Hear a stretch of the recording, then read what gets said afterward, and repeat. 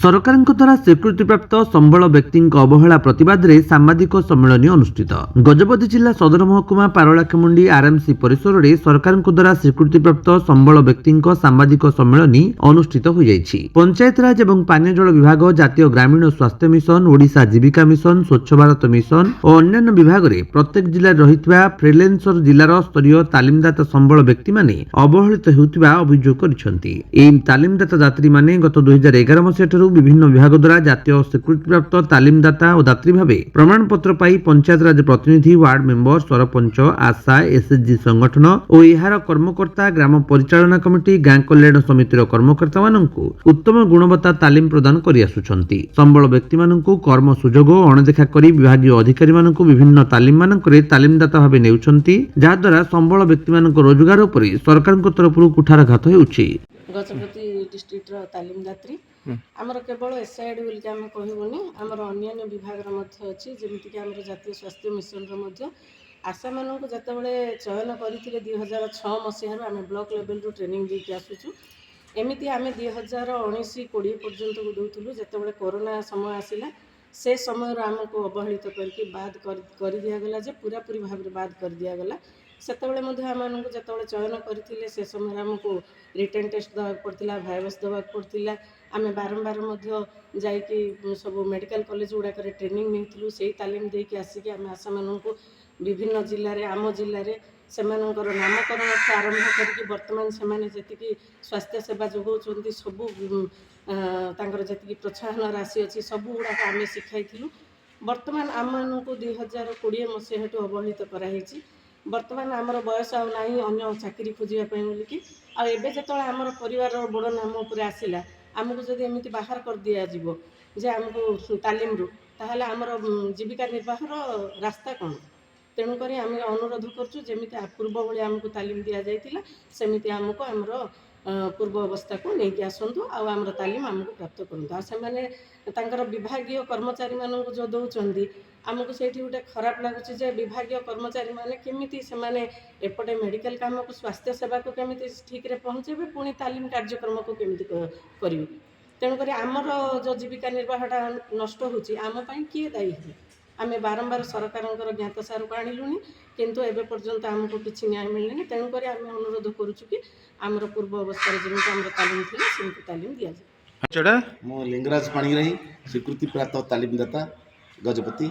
ତ ବର୍ତ୍ତମାନ କଥା ହେଉଛି, ଆମେ ଏଇ ଯେଉଁ ପ୍ରେସ୍ ମିଟ୍ କରିକି ଆମେ 13 ଜଣ ତାଲିମଦାତା ଏଠି ବସିଛୁ। ମୁଖ୍ୟ କାରଣ ହେଲା ସରକାରଙ୍କର ବିଭିନ୍ନ ବିଭାଗରେ ଆମେ ସାମିଲ ଅଛୁ ତାଲିମ ଦେବାରେ।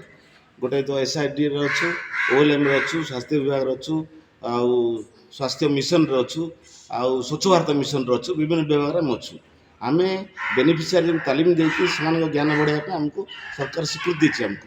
ତଥାପି ଯାହା ବି ଅସୁବିଧା ହେଉଛି ଦେଖିଲୁ ଆମ ଜିଲ୍ଲାରେ, ଯେ ତାଲିମାର୍ଥୀମାନଙ୍କୁ ଆମକୁ ତାଙ୍କର ସେସନ୍ ପ୍ଲାନ୍, ତାଙ୍କର ମନ୍ଥଲି ଆକ୍ସନ୍ ପ୍ଲାନ୍ କି ତାଙ୍କର ମିଟିଂ ହେଲେ ଆମମାନଙ୍କୁ ଅବହେଳା କରାଯାଉଛି।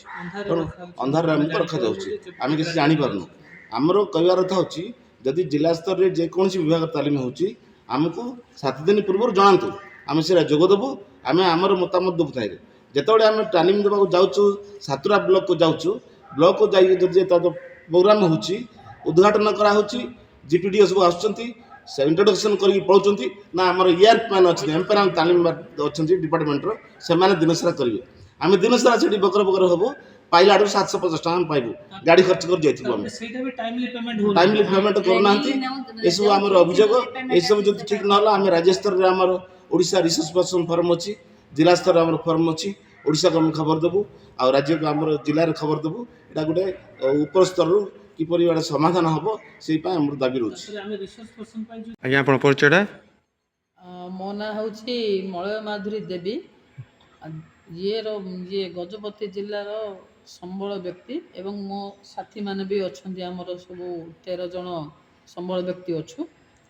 ଆଉ ଆଜିର ଯେଉଁ ଆମେ କରିଛୁ ଗେଟ୍ ଟୁଗେଦର ଯେଉଁ କରିଛୁ, କିଛି ଆମର ସମସ୍ୟା ଥିବା ହେତୁ ଯେଉଁ ତାଲିମ ଦେବାରେ ବା ଆମେ ଯେଉଁ ସମ୍ବଳ ତାଲିମ ନେଇଛୁ, ତା ଭିତରେ ଆମର ସମସ୍ୟା ଥିବା ହେତୁ ଆଜି ଗୋଟେ ଗେଟ୍ ଟୁଗେଦର କରିଛୁ, ଯାହାକି ଆମେ ଜଣାଇବା ପାଇଁ ଚାହୁଁଛୁ। ଆଉ ଆମର ପଏଣ୍ଟସ୍ ହେଲା, ପ୍ରଥମ ହେଲା ଆମକୁ SIRD ତାଲିମଦାତା ବା ତାଲିମଦାତ୍ରୀ ହିସାବରେ ସାର୍ଟିଫାଏଡ୍ କରିଛନ୍ତି।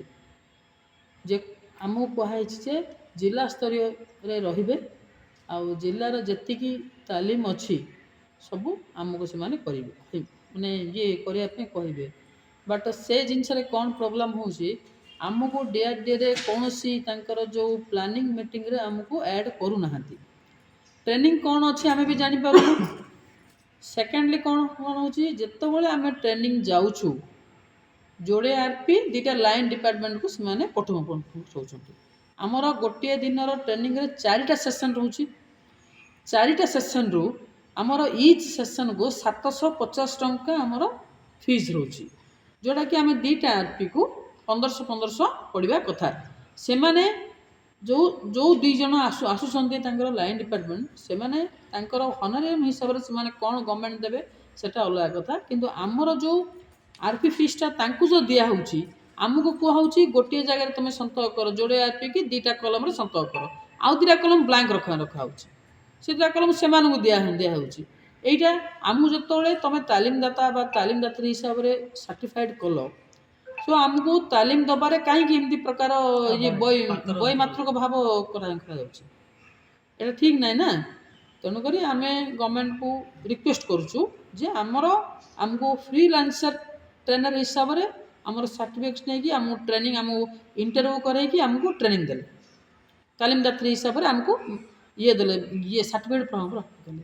ସେ ସାର୍ଟିଫିକେଟ୍ ଅନୁସାରେ ଆମକୁ ମାସକୁ କେତେ ଦିନ ତାଲିମ ଅଛି ଇଏ ଜିଲ୍ଲାରେ, ଆମକୁ ସେଇ ଜିଲ୍ଲାର ଯେଉଁ ପ୍ଲାନିଂ ଯେଉଁ ମିଟିଂ କରୁଛନ୍ତି ବା ତାଙ୍କର କ୍ୟାଲେଣ୍ଡର ତାଲିମ କ୍ୟାଲେଣ୍ଡର କରୁଛନ୍ତି ପ୍ରୋଭାଇଡ଼ କରିବେ। ଆଉ ଦ୍ୱିତୀୟ କଥା ହେଲା, ଆମେ ଯେଉଁ 2 ଜଣ ତାଲିମଦାତ୍ରୀ ଯାଉଛୁ, ଆମକୁ ଯେଉଁ 4ଟା ସେସନ୍ 2ଟା ସେସନ୍ ଭାଗ ବାଣ୍ଟିବେ। ତାଙ୍କର ଲାଇନ୍ ଡିପାର୍ଟମେଣ୍ଟ ଆସନ୍ତୁ, ସେମାନେ ହନରାରିୟମ୍ ତାଙ୍କର ଅଫିସ୍ ଯାହା ଅଛି ସେଟା ନେବେ। ଗଜପତିରୁ ରେଣୁବାଳା ବେହେରାଙ୍କ ରିପୋର୍ଟ, ବିଶ୍ୱ ବିଜୟୀ ନ୍ୟୁଜ୍ ଓଡ଼ିଶା।